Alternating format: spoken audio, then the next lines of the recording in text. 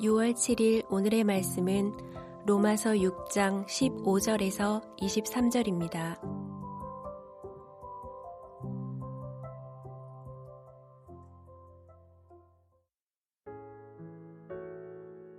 그런즉 어찌하리요?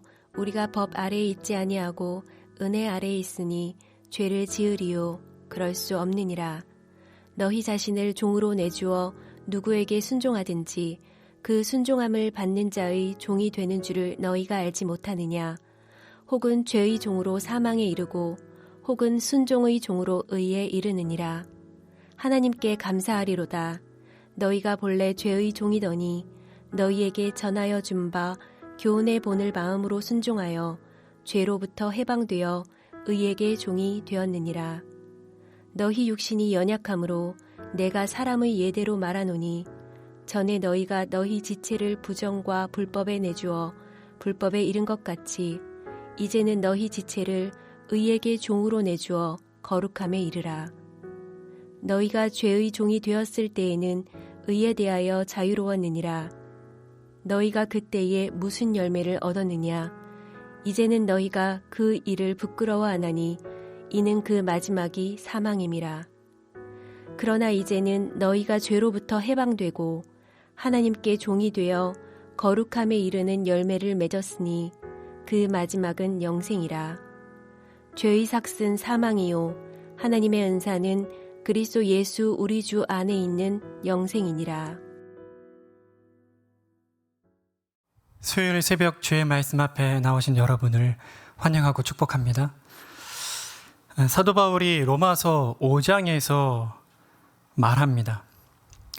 율법으로 말미암아 죄가 죄로 여겨졌고 또 어떤 의미에서는 죄가 더 번성했다고 할 수가 있다.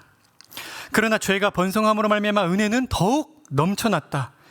그러니까 마치 그 적당히 때가 묻은 옷을 빨면 그 적당히 묻은 때가 지워져도 그 세제가 얼마나 깨끗하게 한 능력이 있는지가 별로 드러나지 않지만 아주 때가 많이 묻은 새까맣게 때가 묻은 그 옷을 빨면, 그래서 그 옷이 깨끗해지면 그 세제가 얼마나 깨끗하게 한 능력이 탁월한지가 드러나는 것처럼 율법으로 죄가 죄답게 여겨지고 죄가 얼마나 많은지가 분명해지자 죄의 문제를 해결하는 그리스도의 은혜의 능력이 얼마나 놀랍고 복된 것인지가 더욱 두드러지게 드러나게 되었다라는 것입니다.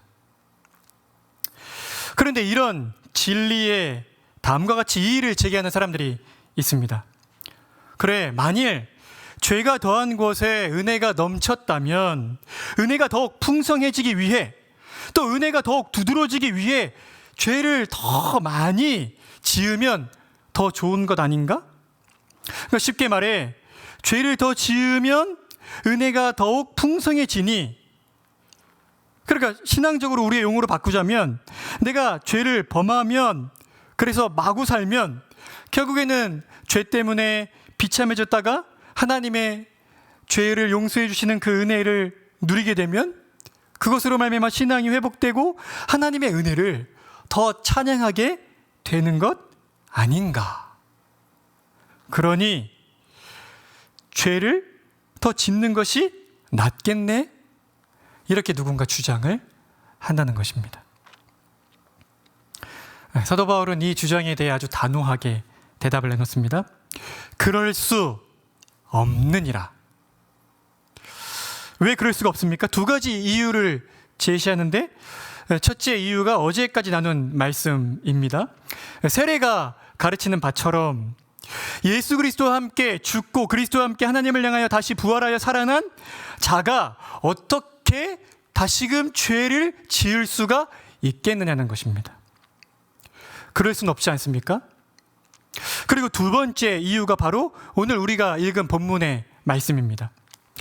거듭난 우리는 이제 더 이상 율법의 지배 아래 있지 않고 은혜의 지배 아래 있다. 그러니까 이제 본문에서 펼치는 논리적 용어로 사용하자면 거듭난 우리들은 더 이상 율법의 얽매임 속에 죄를 지을 수밖에 없는 죄의 종이 아니라 율법으로부터 자유케 되어 의의 종이 된 자들이다. 그렇기 때문에 우리는 더 이상 죄를 마음껏 지을 수 없다는 말입니다. 로마서 자체가 굉장히 논리적인 글이기 때문에 이 논리를 잘 생각하면서 따라오셔야 합니다. 사랑하는 성도 여러분, 거듭난 우리는 이제 더 이상 율법의 정죄 아래 있지도 죄의 지배 아래 죄의 종이지도 않습니다. 전에는 죄의 종이어서 죄가 시키는 대로 열심히 해야만 하는 자들이었습니다. 그렇게 열심히 죄가 우리에게 요구하는 대로 순종한 보상으로, 그 삭스로 죄가 우리에게 준 것이 무엇입니까? 사망입니다. 사랑이 하나님과의 무한하고 영원한 단절. 그런데 우리 주 예수 그리스도께서 우리의 대표자로서 또 우리를 대신하여 하나님의 말씀의 율법에 완전하게 순종하셨습니다. 율법이 요구하는 두 가지를 모두 지키신 것입니다.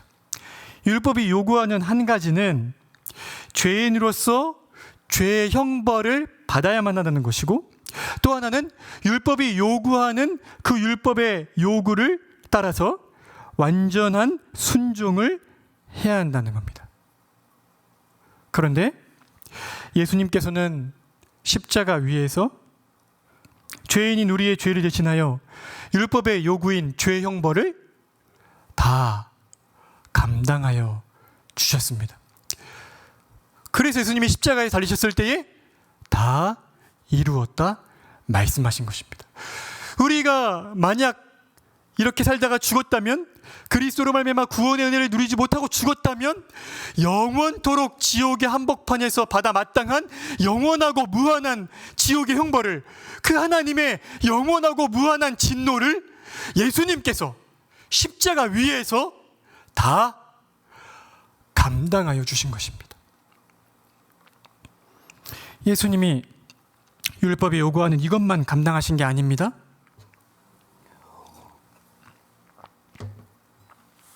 예수님은 또 하나의 율법의 요구인 율법에 완전히 순종해야 한다는 그 요구를 지키셨습니다. 예수님은 참으로 이 땅에 사람으로 사시는 동안 단 한순간도 하나님의 말씀을 어기신 적이 없으십니다. 단 한순간도 하나님을 온 마음 다해 사랑하지 않으신 적도 없으시고, 단 한순간도 사람을 온 마음 다해 사랑하시지 않으신 적이 없으신 것입니다. 예수님께서는 하나님의 말씀에 합당하게 율법이 요구하는 바대로 온 마음 다해 하나님을 사랑하고 온 마음 다해 사람을 사랑하신 것입니다. 이렇게 율법이 요구하는 두 가지 요구를 예수님이 그분의 순종으로 말미암아 다 성취하신 것입니다. 그리고 그 율법에 순종하신 결과로 아버지 하나님 앞에 의롭다 여김 받으시고, 그 완전한 순종의 상급으로 영생을 얻어 부활하셨고 승천하셔서 택하신 바로 우리들에게 그 영생을 선물로 주신 것입니다. 그러므로 더 이상 우리는 우리의 죄를 따라 율법의 정죄를 받을 필요도 없고 율법의 올무에 얽매일 필요도 없습니다. 율법의 요구를 우리 주 예수 그리스도께서, 우리의 머리이시고 우리의 대표자이신 예수님께서 완전하게 성취하셨기 때문입니다.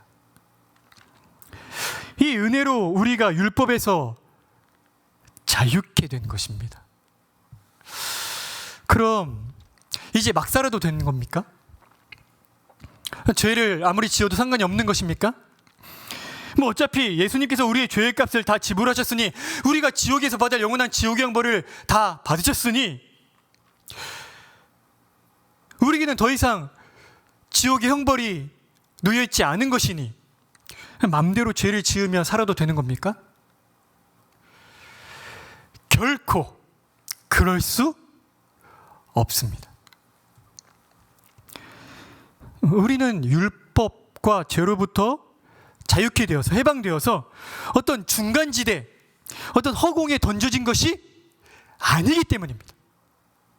그런 것은 존재하지 않습니다. 우리는 율법과 죄로부터 해방되어 이제는 의의 종이 되었습니다.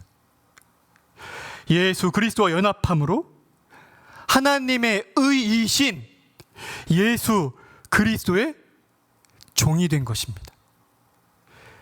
의의 종이 된 것입니다. 그런데 어떻게 우리가 마음대로 자신 있게 죄를 지으며 살 수가 있겠습니까? 우리가 거듭나기 이전의 모습을 다시 생각해 보라고 사도 바울이 아주 강력하게 권합니다. 우리가 죄의 종이었던 그때에 우리가 맺었던 열매가 무엇이었습니까? 그 열매는 말하기도 부끄러운 것들이었습니다. 그리고 그 죄에 순종한 결과로 죄가 우리에게 던져준 보상과 삭시 무엇입니까? 사망이었습니다. 이미 영적으로 죽어 있었을 뿐만 아니라 최후의 심판 때에 영원한 죽음이 예정되어 있었습니다. 무한하고 영원한 하나님의 진노밖에는 아무것도 우리 앞에 놓인 것이 없었습니다. 그런데 우리가 의의 종이 된 후에 우리가 맺게 된 열매는 무엇입니까? 거룩하신 하나님께서 기쁘시게 받으심직한 거룩의 열매를 맺게 되었습니다.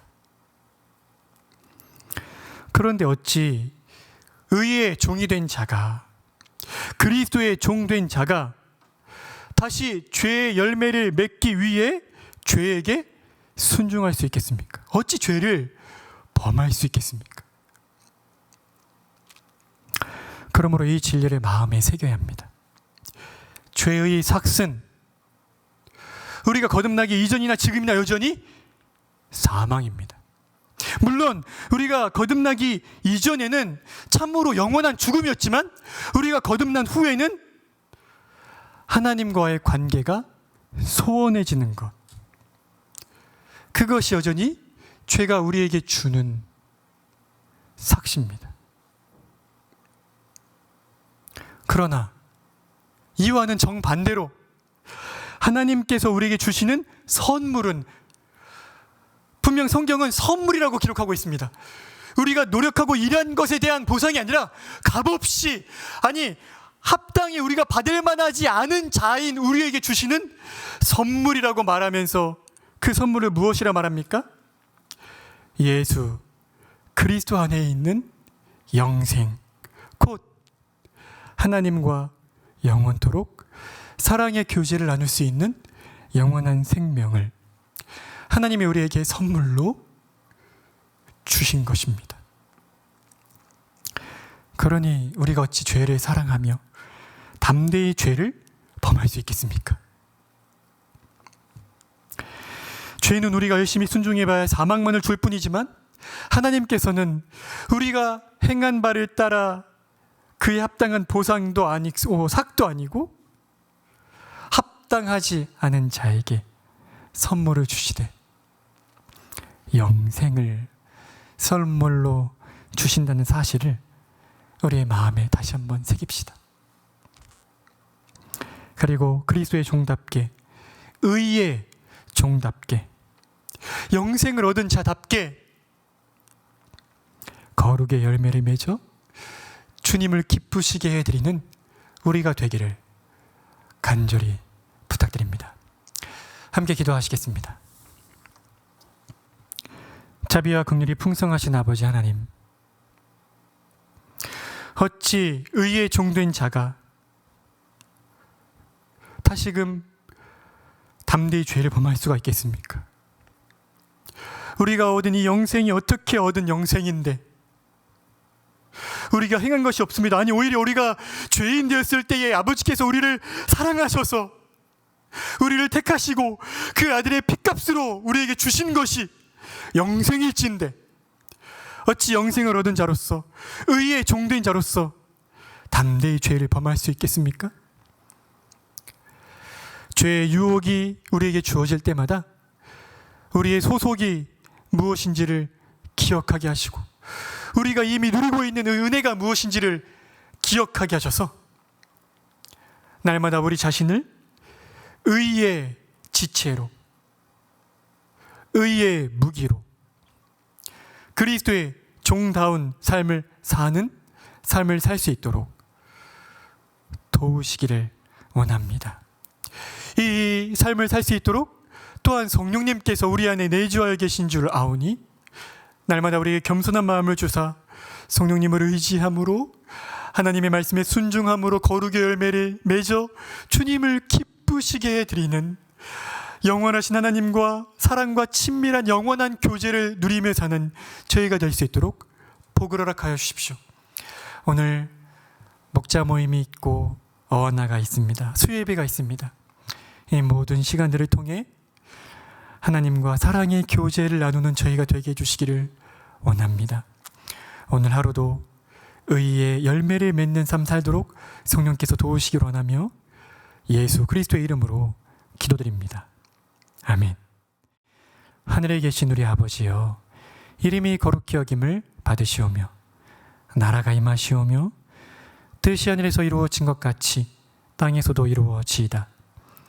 오늘 우리에게 일용할 양식을 주시옵고 우리가 우리에게 죄 지은 자를 사하여 준 것 같이 우리 죄를 사하여 주시옵고 우리를 시험에 들게 하지 마시옵고 다만 악에서 구하시옵소서.